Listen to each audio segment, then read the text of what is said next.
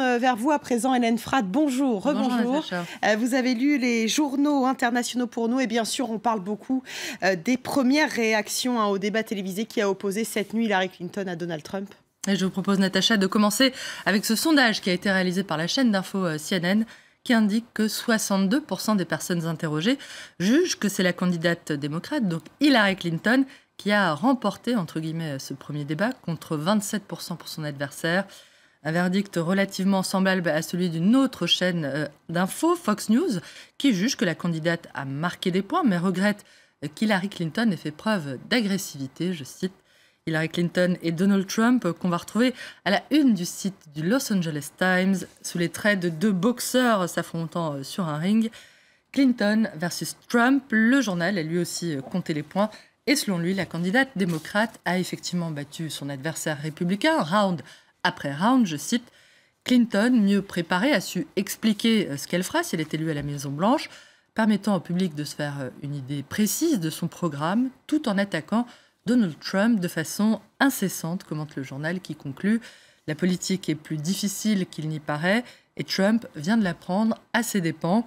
Clinton fait perdre son sang-froid à Donald Trump, estime Politico, qui évoque un candidat républicain nerveux face à une adversaire démocrate qui aurait su garder son calme et l'aurait pris en défaut sur ses affaires, sur la guerre en Irak et sur son supposé plan secret pour venir à bout de l'organisation État islamique.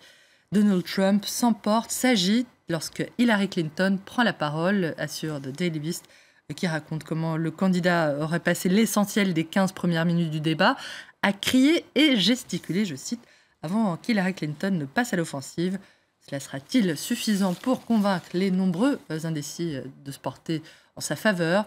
Telle est la question. Oui, 10% des électeurs américains sont indécis encore. La présidentielle américaine, la presse arabe s'y intéresse et se demande finalement, s'interroge sur les répercussions de cette présidentielle sur le conflit en Syrie. Le quotidien panarabe basé à Londres, Asharq al-Awsat, rappelle que la situation aux États-Unis risque d'être bloquée entre novembre et le mois de janvier, puisque c'est seulement à ce moment-là que le ou la prochaine présidente américaine sera investie et que son administration sera vraiment en ordre de marche.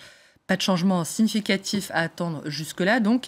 Et le journal fait part de son inquiétude de voir la Russie, l'Iran et le régime syrien profiter de cette vacance pour prendre définitivement l'avantage sur le terrain, ce qui évidemment compliquera encore un peu plus la tâche de celui ou celle qui sera désigné pour succéder à Barack Obama. Une analyse qu'on retrouve d'ailleurs sous la forme d'un dessin publié par le quotidien qatari Al-Arab qui montre un ours russe qui ne semble pas vraiment prendre au sérieux les menaces de l'oncle Sam.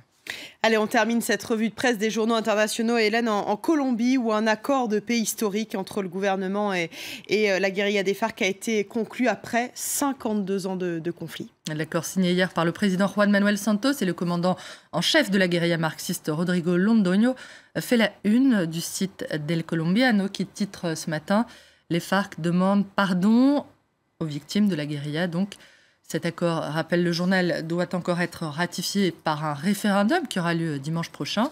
D'après les sondages, il sera probablement entériné sans difficulté par les Colombiens, malgré l'opposition d'une partie de l'opinion et de la classe politique, dont l'ancien président Álvaro Uribe, qui est très remonté contre la perspective ouverte par cet accord de voir les anciens rebelles se faire élire au Congrès et ne pas purger de peine de prison.